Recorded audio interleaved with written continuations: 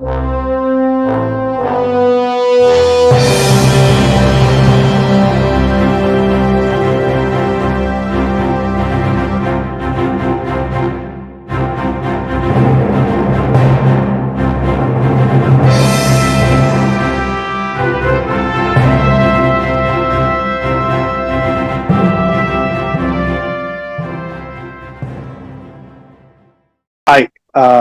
welcome back to Future Fast. And once again, we have Hana with us. And those of you who are here for the first time or if you are not familiar with Hana, I would urge you to go back and look up the first part of the conversation with her. And for the rest of you, thank you for following Future Fast. And I hope all of you have subscribed to Future Fast. If not, do it right now. And with that, Hana, once again, thank you so much for being part of this conversation and sharing your journey in the first part, and now let's uh, talk about, or rather, talking about hemp. How do you how do you refer to the relevance of hemp in today's world, right? Because there are a lot of misconceptions also about hemp being only a drug, right? And obviously globally, in fact, excepting few countries which have legalized even recreational consumption, but majority of the countries have put so much of restrictions on it, including where I am in India, and perhaps it's little better in Czech, but not as much. But you're on your way to get things changed. So how do you make a case for relevance of hemp? Can you just Well, do that for I our audience and listeners? yeah, well, like I think it's really like it's just like coming from like the people they don't know, and that there's this like big misunderstanding that cannabis it's a drug, but like we don't really talk about our history. That like thanks to cannabis we was able to like move our ships over the like continents, and thanks to cannabis we was able to really like keep our health and nutrition, and survive some wars, and thanks to hemp we was able to light up our houses when we didn't have the fat from whales before, and we was able to distribute the information because the paper was also from hemp old clothes, traditionally. So and we kind of like humans, like we forgot easily. Yeah? So we forgot like in 1961, United Nations told us, oh, cannabis is only drug, and we believed that, and we didn't really like check our history. We didn't care, and we just like, okay, it's drug now, yeah. So all our grandmas and grandpas, like who was like Oh, using it, well, every day, we historically, forgot, yeah. those things happened around 1860, not 1960. But 1860, British Parliament actually said it's only a drug and they Yeah, should be yeah, yeah. brought It in. started in India. Yeah, So that's there's a true. That's true. large history to it. So Yeah, they yeah, yeah, managed to yeah, get yeah, the whole world follow it. yeah, yeah, But, yeah. but So how that's far a are you succeeding in making it relevant today? You've been onto it for uh more than 2 decades now. yeah, I think I'm succeeding. It's growing. It's basically we establish. I will start with the Czech case, and now I will give you a few examples from around the world. So we started in Czech Republic with establishing the CzecHemp cluster, which is this association for all kind of cluster, because government, research, and private sector Mm, companies. And we are able to really like present ourselves like a bioeconomy leaders, bioeconomy, natural sources in the industry. We are able to present ourselves as a solution for circular economy, because you use hemp in particular circular of the waste. You can improve the material coming to waste, not be waste but correct. be material. We also able to work with the Sustainable Development Goals of the United Nations. We wrote a book about that. So we have like manifesto for Green Deal with EMEA. Yeah, so we work with the Bioeconomy platform of the Czech Republic. Yeah, so and we work on the Bioeconomy project within the EU. Yeah, so we fitting in all these nowadays requirements basically with our hemp plant And because not much already resistance if you try to bring these into the you don't find resistance from the traditional businesses in these spaces. no, No? because if the business needs solution, they may be like, I give you example. There is a Miko company, yeah. They doing some like packaging from like mycelium, and mycelium grows on the on the like wood waste somehow, yeah. But they find out that okay, we want to have it more sustainable, more local, more like not be dependent than forest like grows 80 years. Yeah, we can grow hemp. Like if we want to scale up, we don't need to wait like 80 years that somebody grow the forest. So so they now look to hemp. Yeah, there is another Papak company in Germany, our partner. They also producing molded pulp packaging from hemp. Yeah, why? Because now they do it everything from wood. But maybe wood one day there is shortage, or maybe cannot be supplied because they import it from Sweden and there is something going on in Baltic they cannot import. So it's better grow it on their backyard, you know, they can and produce the same material. Yeah. Or there is a general paper companies. Yeah, they need to remove more wood and bring more hemp because like Czech forestry was cut by 50% of the beetle problem during last 5 years. Yeah. So In probably we five will years, have this problem. 50% were cut. Wow. So yeah, in some area, more in some areas, but general, it's like a lot. So we will have probably like forest problem, right? Like wood problem, and everything was exported, yeah, to China because we didn't have plan in place yet. Our government didn't want it to do. So there are like the companies, like we was like talking with the big paper company, and they want the hemp because it can be more recycled, it's more sustainable, it can be easier scale up. Yeah, like for this packaging company, for the general paper as well. It's make the paper stronger. Yeah, Correct. in the fabrics. Yeah, why all these like Indian companies asking Europeans to ship us containers of the fiber? Why do things is that?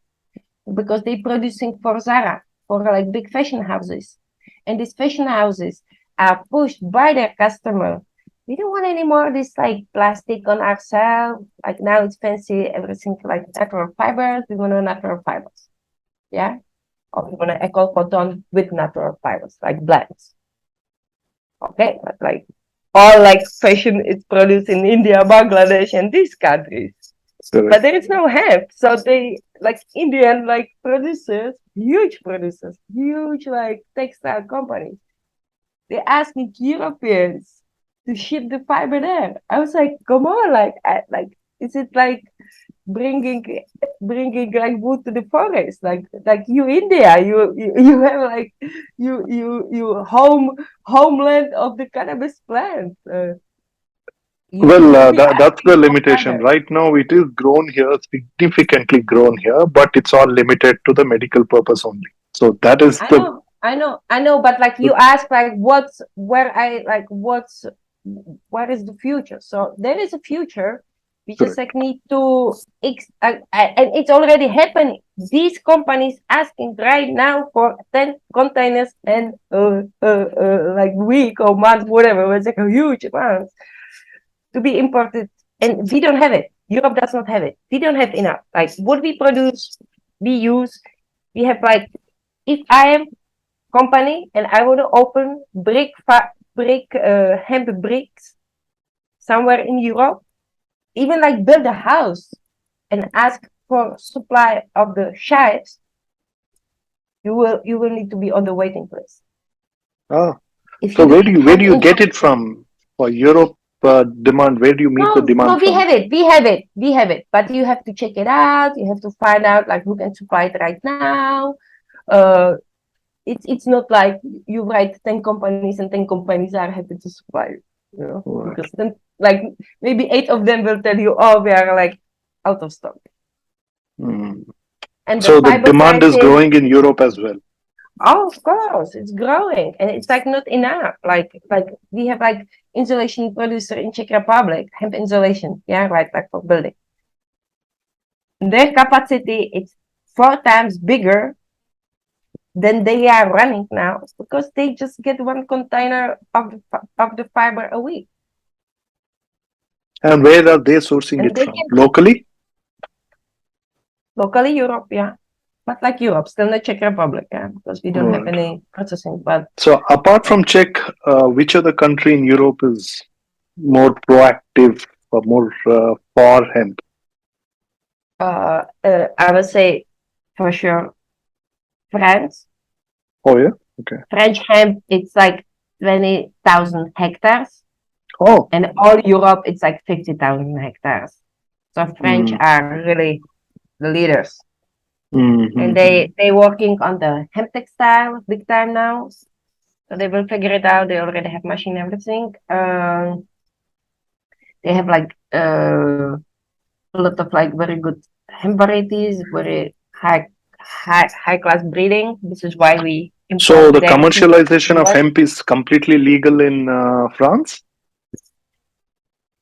Okay. Commercialization of industrial hemp under 0.3 THC content.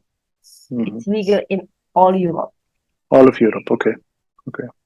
It's like Since when no is this? problem Since when? since 90s. Oh, since 90s. Okay. Okay. Well, like since 90s, not all Europe, yeah. Maybe like Greece was the last one which legalized hemp in like 2016 or something, yeah.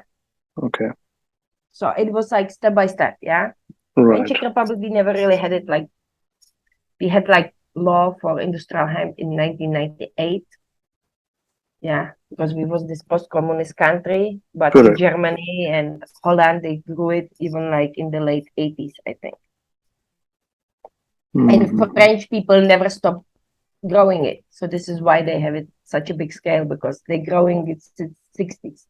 Chambriere grow is like last 60 years. They never stop. Okay. Okay.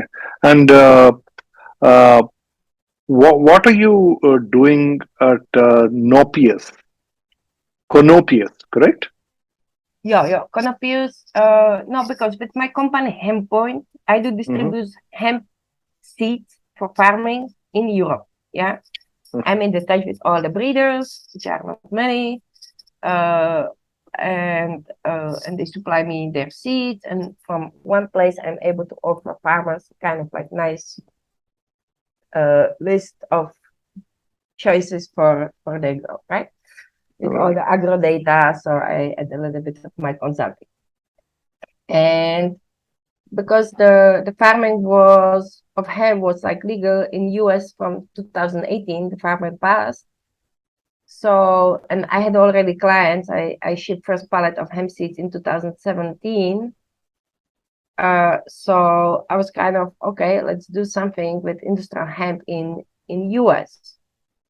And then we founded the company KonopiUS with my 2 partners, 3 partners, and we start to import the containers of the French seeds from Hempit, from their largest breeder in Europe, or probably in the Western world. Of course, as hemp in France is so big, so this breeder produces the seeds for their big industry, right? And they sell maybe the second half to the rest of the world. And so we work with them long time. So we offer them kind of deal, would be happy to distribute your seeds in US. We have a nice network. We have the knowledge about the market. So we started 2 years ago, and it's increasing. And we also do a lot of consulting for the farmers, because we want to make sure if the farmer asks for 3 containers, I don't send him invoice for 3 containers right ahead. I ask him a lot of questions. Do you have place to grow it? Do you have contracted farmers? Do you have harvesting machines? How are you going to decorticate it? What are you going to do with that? To make sure that he knows what he's doing. Right. And most of the time, from 3 containers, it's like half container. Oh, okay. Because he understands that I overestimate and it can be a big problem. So I rather go conservative small to be able to maintain everything and don't fail. The most important is people don't fail, because who fail? Not many people who fail, they want to try again. Yeah. Correct. Oh, some Correct. people do. Yeah. So you also sell and you consult them, you handhold them to the point of bringing the product to the market. Yeah. Or even like we help them where to sell or how to sell, or we help them how to do like because like to sell something in hemp industry, you need to have some nice product list so people understand what you're selling. And while So shipping, you don't have a problem with the insurance and all that? No. Okay.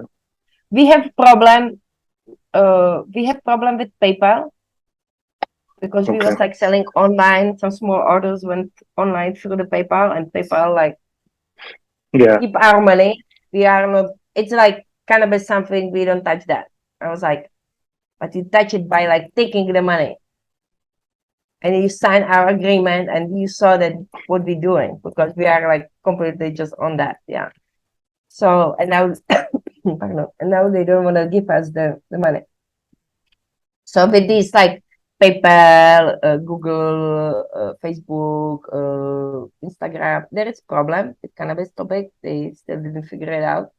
But banks are okay for facilitating the transaction? Yeah, transactions are okay. Like these seeds are certified, they are legal. We provide phytosanitary document, we provide a certificate of origin, we provide invoice, legal transfers of money. So only the digital businesses have little problem because of the mindset. Right. Still all they are like tech future, like leading our future, but their mind freeze in the 60s. I don't understand it. It's like very funny. Very funny. So how long is this KonopiUS that you're running? How long since you started? It's like 2 years. 2 years. Actually, so how do you 1 year? 1.5 year. Yeah. And you've been doing a similar consulting in Czech, and as well as across Europe, or primarily in Czech? Yeah, everywhere. Like I have like Hempoint, like based in Czech because I live here, but I do consulting. Like I was like meeting 2 weeks ago, like Argentinian delegation in Czech, and I am like now having like my colleague from Ukraine like coming in Czech, and we plan some project, and I'm working with the USD on some projects for farming. So how do you measure your success in this? How do you measure your impact in this process of consulting? These consulting is a long-term engagement, or is it a? Depends. Some projects are consult on the beginning, and then the people decide they don't do it. Or some projects are like consulting for a longer period. But, so how do you measure your impact on this process from your own point of view? No, like probably like it's a business, yeah. So probably I measure it. Yeah, one is the money. But where is the money come from? Yeah, because like without money we cannot really grow in a business. Correct. So like if the people are able to place the money in the project, it's a success. Yeah. So my role is to educate the investor. It's good to place the money, and he feels secure. Correct. No, but since you are in this space for last 20 odd years, from the time you started till now, how do you measure your impact in terms of maybe increase in production of farming or Yeah. products, Yeah, yeah, yeah. commercialization, adoption? How do you measure it overall?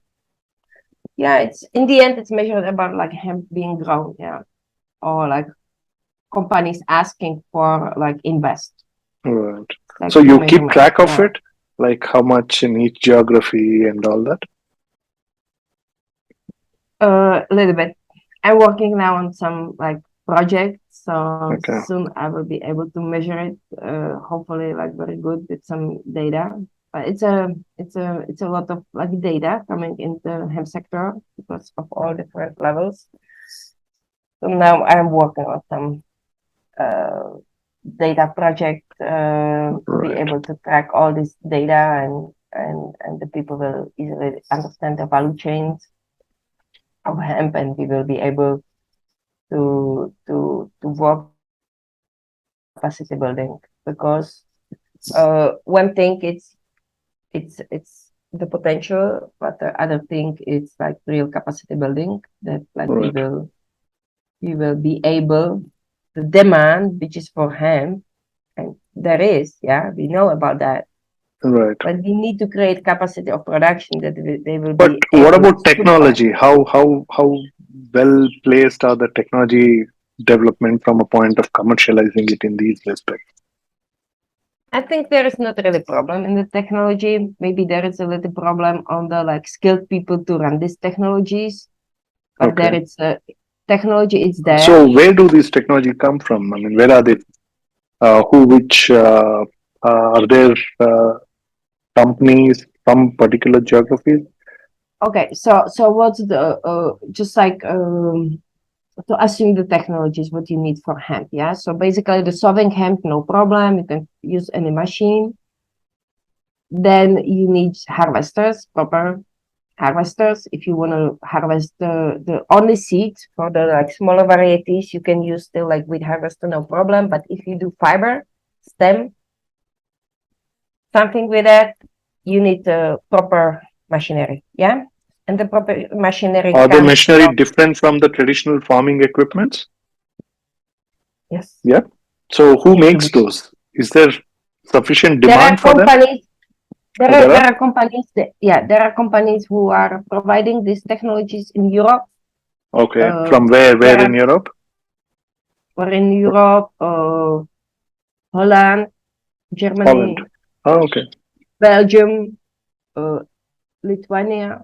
Oh, Uh, perhaps even French, because you said they are one of the biggest in the production space. No, not yeah, much. yeah. I don't know much about French machines. Like, Oh, okay. I don't speak French, and I never really like saw any French machine. They probably just, but they probably have some, but like whatever. Like there is enough machines now than was like 20 years later.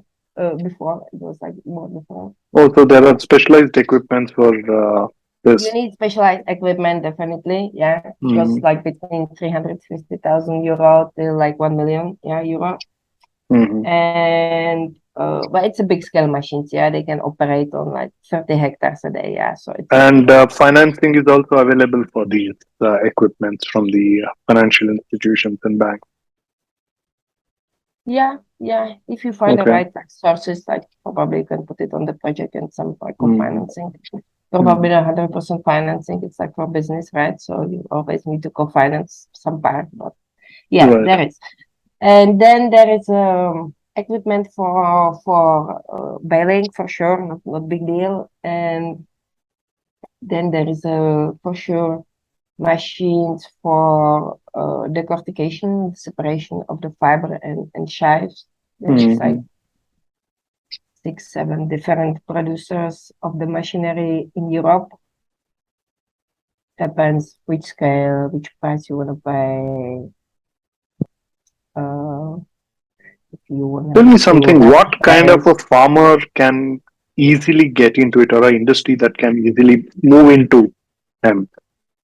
Either from a point of growing as a farmer of X can become easily grow, or an industry which is doing Y can easily get into production of maybe this. How do you see that? What would be the No, easier? the easy is the seed only. So you produce the seeds only Okay. because it's easy. You can use the wheat harvester, what many farmers have. Then you need to just like dry the seeds, clean the seeds, and sell the seeds. So that's And like pretty much any grain farmer would do. Okay. What about the manufacturing side and the process side, post production, as in making a fabric or any of those things? no, and then so seed business not too difficult. Yeah. But like the fiber business or the stem business requires a lot of investment because you need to build up the decortication plant. Okay, like you can also buy like small decortication plant, which is like little machine for like 100 kg an hour, maybe for India locals to produce their own houses would be great. But this is not the industry, right? So if we're talking industry, you ask like how the farmer can Correct. like If they are doing X industry, it would be easy for them to get into it. I'm just trying to yeah. say it for our Yeah, audience and listeners. the industry, yeah, small machines can work on the local sustainable kind of way. There are Right. also, and I think for India will be great to start with that, so the people get more familiar with growing and understanding the material and everything. Mm-hmm. And later on, the processing the fiber, you need to really like invest in the machinery, yeah, Mm-hmm. because you need to build the machine which will be able to run all year long, uh, take like couple of tons an hour on the input. It will produce some output material, chives, fiber, dust. The chives used for building, so you need to find partner for from building sector who will be able to build with that, or you can build another factory for building bricks, panels, and so on. Then you Mm-hmm. produce fiber. You can do insulation materials or supply paper industry, plastic, micronization, whatever. Yeah. So, but it's all depends on your clients who will buy. So Correct. you always need to design a machine for your buyers of how you want the output material, because the fiber is very general word, but it can be very clean, very thin fiber for textile, which will be even like differently harvested, differently Oh, processed okay. Okay. on the sketching lines and so on. But if you want to do technical fiber, which is mostly coming from dual crop, so when you grow seeds and stem together, because when you grow for fiber, you harvest before seeds are ready, yeah. So you don't really care about seed, because early stage of the farming the quality is better quality, and you always also grow very dense. The stems are very thin, easy to process. When you go for seeds, you need to have like strong stems so can hold the bud full of seeds. Right. That's not Right. like, well, yeah. So it's different. So, but like most common, it's a dual crop farming in Europe where we grow hemp for seeds and fiber, and the fiber goes to the not for textile but goes for insulations, paper, plastic, biocomposites in the So when term. you Yeah, meant dual crop, first crop is the seed, the second crop is the fiber, or is it twice a year? dual crop, it's like dual use. So Okay. you Yeah. harvest the So plant that and is you get one. seed, Yeah. Yeah. That is one. you And get two is seed, this. Right. and the same time when you're harvesting seed, the stem falling on the ground, you're Mm. leaving it there for 3 weeks for rotting, and then you collecting it, bringing it to factory where you're separating Right. the fiber Right. and chips. Right. So typically, dual crop would refer to dual harvesting. So that's why I thought, let me just clarify on You can harvest one harvest, that. Yeah. Right. but the dual purpose. Correct. Got it. And uh, now, how do you see the technology evolving in this space now that there's increase in demand coming up? Mm. Uh, so, do you see more research work happening here? Uh, and what kind of work? And maybe you could share some of your involvement in that side, because I think Okay. uh, Czech Hemp, you said R&D is part of your efforts. So, Yes. so what is there something exciting happening there? Yes. Well, in the general, I think there is a lot of research now coming in Europe for textile. So we develop Hmm. like, or in Belgium, they develop machines for harvesting hemp as they harvest flax. So now they can use hemp on sketching glass for flax and produce the long fiber, which is very important.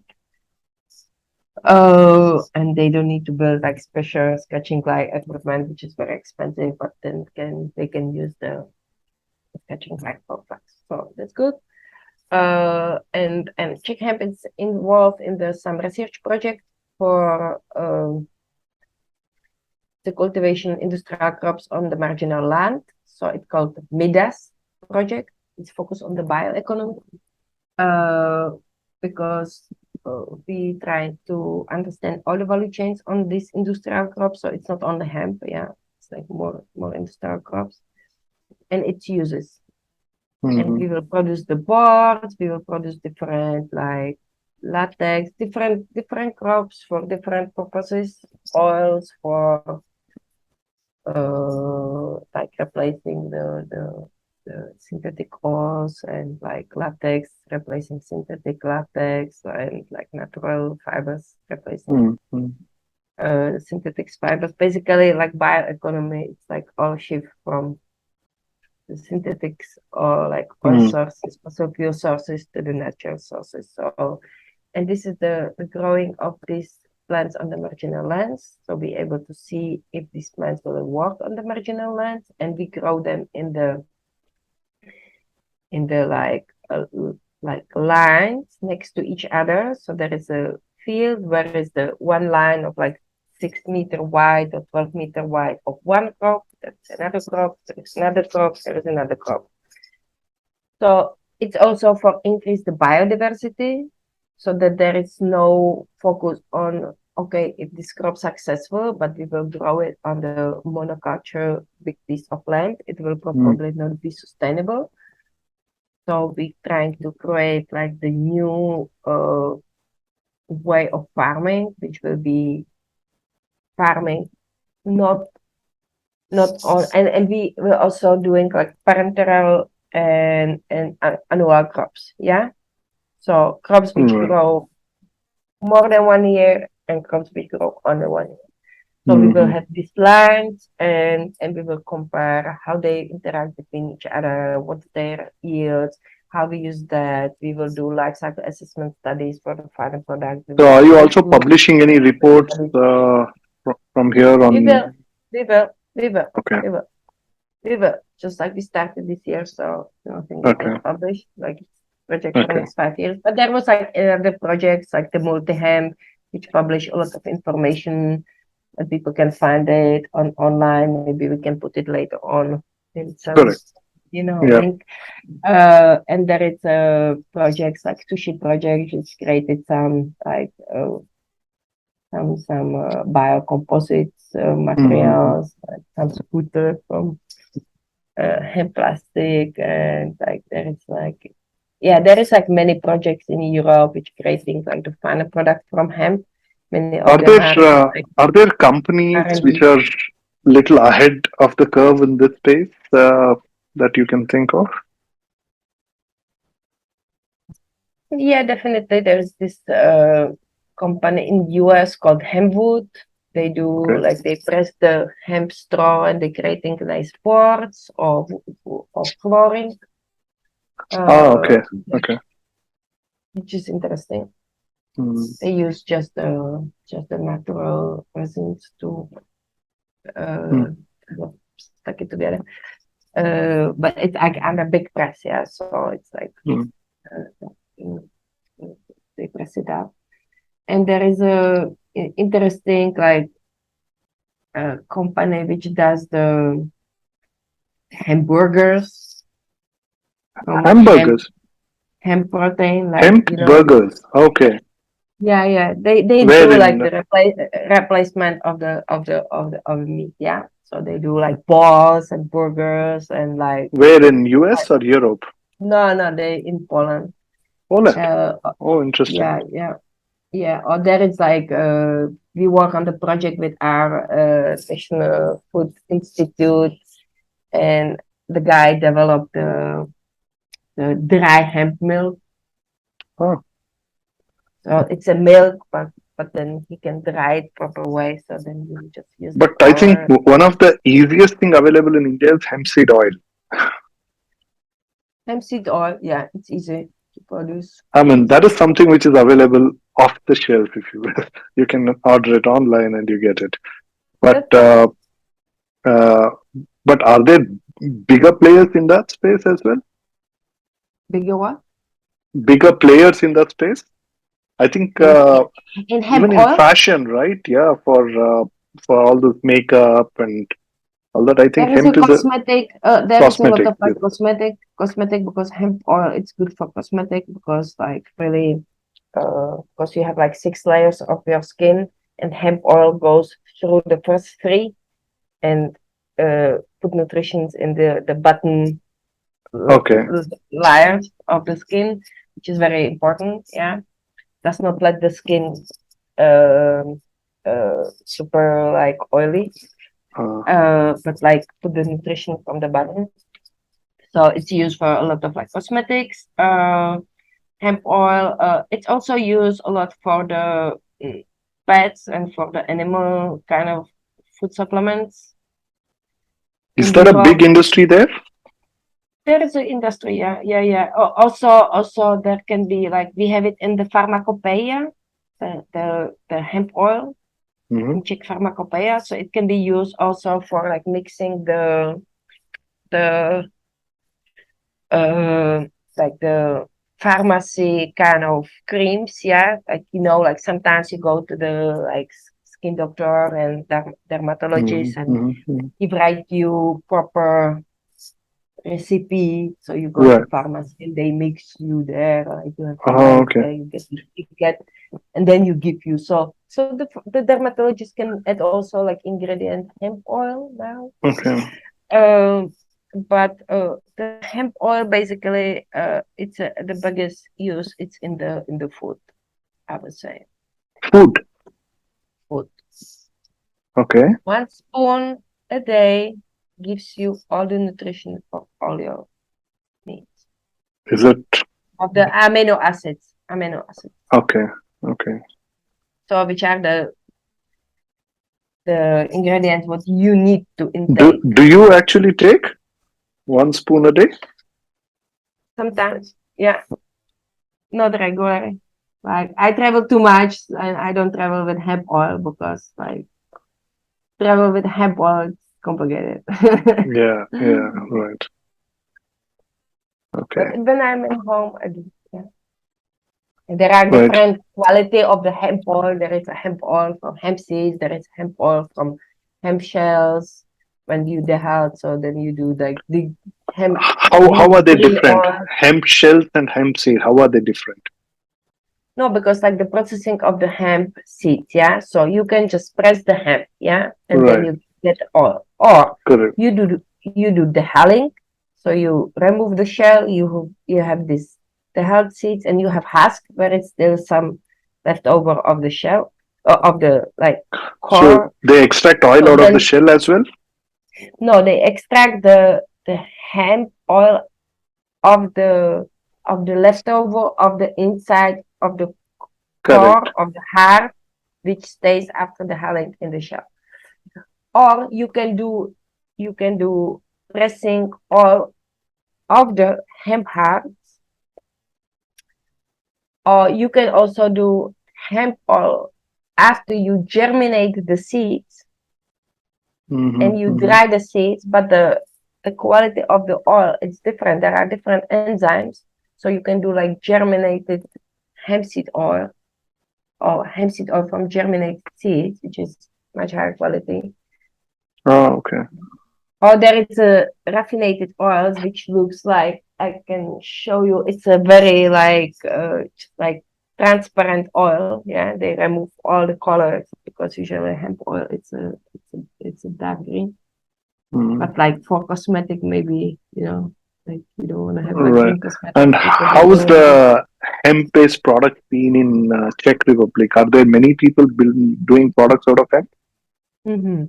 in Czech? Hemp food, hemp cosmetic, many hemp So when cosmetic. you say hemp food, what is it? Apart from taking a spoon of oil, are there So anything? this the health seeds, protein. Okay, Uh, protein substitutes are made out of this, is it? yeah, because when you do the pressing oil, then you get the press cake, and if you Right. mill the press cake and you sieve the press cake, or you sieve the flour, the finest part, it's protein. It has a 50% of the protein. Okay. Okay. So it can be used for smoothie, for like sportsmen, for like bodybuilders, for like raw Right. muscles. Right. And the protein content can be different from 50 up to 95. There are like people who isolated protein by 95%. Like, Wow. Okay. Okay. or there can be also uh, extracted the edestin, which is the protein closest to our human body. Okay. Uh, so it can be just extracted different parts of protein. Mm-hmm. A lot of like What it's about like Europe? Europe is lot more products, like in Czech. You said even yeah, we Romania have is doing everything. some burgers, a Yeah, meat-like burger, burger, tofu, paneer, like mayonnaise. all using hemp. Yeah. Okay. Mayo from hemp, tofu from hemp. You can do paneer. You can do whatever. Like I mean, imagine milk. Yeah, see, you in I India, you know. know milk. So everything which is done from milk can be done from hemp. Ah, interesting. See, I know you are into hemp, so you are aware. But how accepted among the non-hemp people of all these products? They accept it. They accept Yep. it. Yeah. After 20 years, nobody cares. It's Oh, there a lot of is. Okay. there Bigger was a lot of adoption. articles about like it's like healthy and like people start to use it and people start to use it and elderly people using it like you know they put like spoon of hemp protein in yogurt and then because they don't move much but so they don't really like they're missing proteins but when they start to use this plant based proteins their body becomes stronger because the muscles start to get like Okay. nutrition. So the elderly people really like it's also because 50% of that it's a protein, but another 50% it's usually fiber. So it's a high fiber content, also good for in digestion. So I think it's just a question to try and see if people like it and more people like hemp food.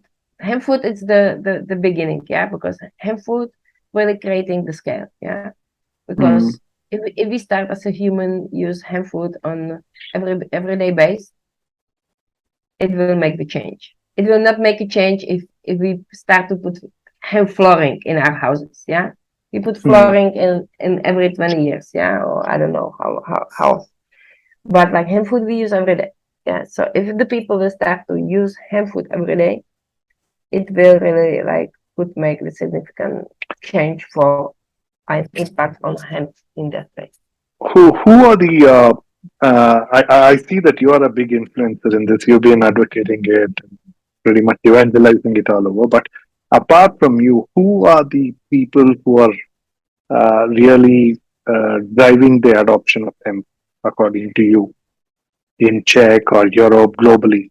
Yeah. Like there is a Richard Rouse who was like founding the Hemp Food Association. He was like very active in the early 90s about hemp food education. So Where he's in like Czech itself? No, he's in Italy, but he's American. He lives now in Italy.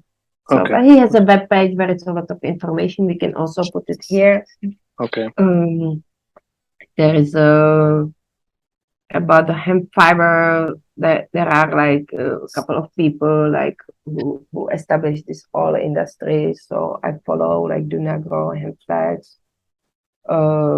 There are like also Paul Benheim from Australia. He did a lot of work on the hemp food education. He wrote some books, very interesting books about hemp food and nutrition. There is a Steve Allen from Hemp Building Association, International Hemp Building Association. He also wrote some interesting books. And it's good to follow him because he Where is he organized from? some. He's in Ireland. Ireland. Okay. Yeah, and he organized the hemp building symposiums around the Europe, sometimes in the other sides of the world. He also helped build some projects in Nepal. So he likes to Curious, travel. how cost effective? I understand the sustainable angle to it, but how cost effective are they? Are they cost effective or are they expensive? Where do they stand compared to traditional construction? Yeah, well, like Steve does the workshops and a lot of consulting around the world. So I think like he gets money from that. Paul Benheim has a own hemp food Australia company, and he built another Medicinal company in US for the CBD. So and now he runs the hemp plastic company. So it's a lot of entrepreneur. No, but you said hemp construction is also picking up, right? Because of the brick, you also Mhm. introduced me Yeah, to your yeah, friend yeah, who yeah. makes it. But how Makes expensive or cheap are they compared to the what other traditional sources in the market? I would say it's more The expensive, but also better for your health. And like you can put like the polystyrene out of your house, which will be Mhm, cheaper. mhm. But then you live in something which does not breathe. You have to remove it after So 10 days, how 10 much of a years. difference do they make? Is it expensive by 10%, 50%? How expensive are they? I cannot say like it's maybe like 20% more expensive. Easily. 20% more. Okay. Okay. Not like 200%. Okay. But also the benefits for the person who will live in this house is much higher. So I think like pay 20% more for material, which makes you more healthy and like make healthier your children, makes Mm, makes it sustain also works longer, So you put polystyrene out of your house for 10 years, or you put hemp for 20, and you put just like 20% more. I don't think it's too bad. mm, mm, mm. It's not the cost of buying material need to be always compared for how long Correct. last, how healthy or good it's for me, how easy it's to put it on. Because if you build a hemp house on hempcrete, you just do one wall. You don't need to put a layer of insulation because the wall already insulates itself. Yeah. Mm, mm, mm. Right. But so you don't have less work. You don't need to pay so many people to put bricks, then layer of this and insulation and that and plaster. So, So are so they running workshops for people in the construction business there? yeah, yeah, yeah. Yeah, Because yeah, yeah. I'm sure this demands a separate skill, right? Yeah, yeah, yeah. Yeah, the construction, I think especially in India, the construction should be the leading power of hemp industry. Especially if like some construction guys will look, okay, it can sequestrate the carbon. So the builders will be building the houses from local hemp, uh, uh, doing it like very healthy. It also insulate against heat, not only cold but also heat. Right. So there is a house And in you also say it absorbs carbon dioxide. absorb carbon. No, Okay. because you build with hemp. So the hemp, what you use, already absorb carbon by its growth. Yeah. So you lock the hemp Right. sequestrated carbon already. Yeah. But you produce some carbon by its hemp grow in the soil, separate, yeah. And then you mix the hemp shafts with the lime and with the water. And the lime became the limestone again. And when the lime becoming limestone, it's sucking the CO2. Correct. Because when you burn it and produce the lime, you burn it, so you create CO2. But when it's going back to limestone, it's sequestrating CO2. So there are some life cycle assessment study for hempcrete, how much. Interesting. I think I should probably talk to someone who's building these things. And Shoot. So there are like many experts, like the Sergey who is here today. Yeah, he's like really excellent, like speaker to the hemp building sector. Yeah, especially for Ukraine, where they will need a lot of houses. Yeah, and imagine like the builder can build something local, something very healthy for the people, something what will last long, something what he can also get paid extra carbon credit by building these houses. So in the end, if it's done well, correct, with all actual possibilities, include the carbon credit market, I think it can be cheaper. Right. Yeah. I guess we just have to look at it from an LCA point of view, a life cycle analysis. Yeah. And maybe even like social assessment. Yeah. Yeah. Because social impact on like growing hemp, giving locally the people work, like they produce their own food. It's right, also big. Right. So tell me, how do you see the government agencies changing in the whole process now, and what else do you think government should be opening their minds for to make it more aggressive in the adoption of what we have been talking about all this while? I think they should be really more looking into like supporting the investment into these industries, maybe even like be part of the investors into the industries, because they can benefit on that, and they can create their own that's more of an outcome, right? If compliance are freed up, money will automatically roll into it. No? But okay, understand. So in India, there need to create the regulation to be able to let people grow it, and they need to create all the standards for the building sector so the people can build with that, and there need to be all compliance. But basically, like Indian government needs to start breeding their own varieties that the people can grow their local hemp, and they don't need to import the seeds, because I don't want to import. Correct. Hemp seeds. So basically, if government want to do something, what we're talking about, like what's happening in Europe now, they should start with the seeds. They should start to evaluate what they have, which seeds they have. They should start to evaluate them on medical and industrial, both.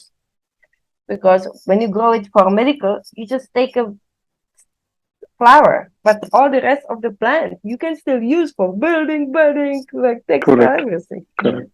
How is it in Europe? Are there do you still see more needs to be done from government on the from EU side to support a larger adoption? What do you think there needs to be done there? We need to figure out the novel food issue, because like European Union put it the CBD or all the cannabinoids on the novel food. Even it's not novel, it's been here forever with us, but they kind of ignore it. So we're trying to push them to understand it's like traditional food, hemp. So do you see that happening anytime sooner? Yeah, it will happen this year. This year? Yeah. I'll work on that. There is some deadline that like our government need to say something to that. Maybe next year. Who knows? But it need to happen. It cannot be like that. It's like nonsense. Need to be figured out somehow. Like it's like European market's full of CBD product, but any of the CBD product is legal. Come on, like it's like you need to regulate that, because if you don't regulate it as a food, people selling it as a product for collection, and there are no food standards applied to that. So then, Correct. like the consumers, they buying the products, well, they know that they will intake. The seller knows that they will intake. The governments know that they will intake, but everybody looks like it's nobody going to intake that. So nobody takes care if this quality of this product, what's going to be intake, it's ready to be intake. So there, it's no control on pesticides and heavy metals on any food like standards. And it's bad Mm, for mm, final customer. So in the end, the government will pay the money on the health insurance or whatever else back to this like public budget, because they didn't take care on the regulation side. And I don't right. think it's a in the long term it's a cool, yeah. True. True. And also it's limiting the market. Only small companies doing it, because big company, pardon, big company will not go with their like stock exchanges and stuff with a product which is so mm, somehow, something, but it's not really clear what is it. They will not go on the market, because you cannot put like description of this is the product you should intake one spoon a day, or I don't know. mm, mm, You mm. cannot write. So this is a problem, yeah. So we're Uh, trying to motivate the government to make the regulation, because it's better. Because they saying, oh, we will better ban it because of the safety of the product. And we're telling them, you better not ban it because of the safety of the product, because if you ban it, you don't close the market. The market is here already. The people want that. The people using it. You cannot mm, ignore that this product is 5 years on the market. You cannot mm, ignore it. You mm. need to keep in the consideration that this product is on the market, the people need it, the people buying it, and you need to do the proper regulation to make sure that the products which are on the market, it's safe, does not Correct. contain anything which can damage the health of the people. Right. And we have the food regulations. There is all the limits. So I think this is really something. So, if you want to give a shout out to entrepreneurs and businesses to adopt or get into it, you want to go for it. I mean, perhaps even the investors of why they should. I mean, why is pretty much clear. You've been talking about it all this while, but a shout out to them to participate in your efforts. Yeah, I think it's not only like the question of the like government going to regulate that, yeah. It's also like the willing of the entrepreneurs, pardon, to produce the high quality product which complies with the regulation which already exists. Correct. Because it's a choice of the producer. If I, as a producer of the CBD product, decide, okay, I'm placing on the market a product which is not regulated as food, but I know that the customers will take it, so I better like make it like very clean, very safe for the customer, right? But then it's like maybe like 5% of the people on the market doing that way, yeah, because the rest maybe 10, maybe 15, but not more than half, yeah, for sure not. There's like many people on the market that they just like selling whatever because they know that the people will buy it because it's called CBD, but nobody cares about the How quality. do you? How do you? Is there any effort to tag them that okay, these are the brands which are complying? Uh, maybe something like what you're doing that CzecHemp or such associations giving some kind of a recognition or certification so that filter out the reliable ones from those who are just trying to take advantage of the demand in the market. So we need to have the hemp CBD products recognized as food. If they are not recognized as a food, they're listed as a novel food. There is a requirement of the European Union that all these products pass through some very expensive, very No, no. See, difficult. that is one side, right? What has to happen from the government agency side. But Mhm. independent of it, the kind of foundation that you run, is there a way that Mhm. these foundations or associations can issue certain guidelines and also certain certifications to say that, okay, these who are certified are reliable and those who are not taking up these Yeah, things? yeah, yes. It can be happen. It can happen, but still, we cannot certify product which is not officially food as a food. Oh, as novel food itself, but at least from a consumer point of view, there is somebody telling that, okay, these are reliable, these are not reliable. Yeah, yeah, yeah. Is Yeah, yeah, anybody yeah. doing something like that? In US, there is an Oh, in American for US. safe effect, American for safe access. My friend Amber, step sharer, she created the patient focused certification (PFC). They're giving seal on the products for the patient because there's a huge distribution of cannabis, whatever. And basically there is no really like medical cannabis. So yeah, there is a federally it's still illegal. So on the national levels, every state regulate Correct. have different. Well, cannabis, medical cannabis different. And the problem is that the patient goes to the dispensary, even with some prescription, but there is just like a bunch of different products, yeah. But so they created the seal. So some products have a seal, which is which the which the producer is tested, going through some audits, and need to have like SOP, need to reach some kind of standards. The people are trained, everything. Wonderful.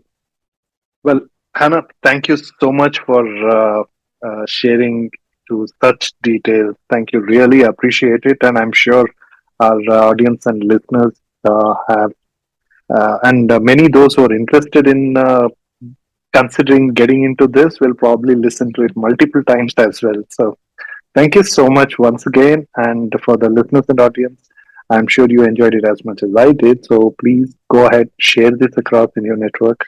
And if you have not yet subscribed, this is the time. Click on the subscription button. And do not forget to listen to the first part of our conversation if you have missed it. But I know you're convinced why you should listen to that as well. And lastly, come back soon because we're going to have a conversation with Hana talking about her perspective on the future. So till then, enjoy the ride. Thank you so much, Hannah, once again. Thank you.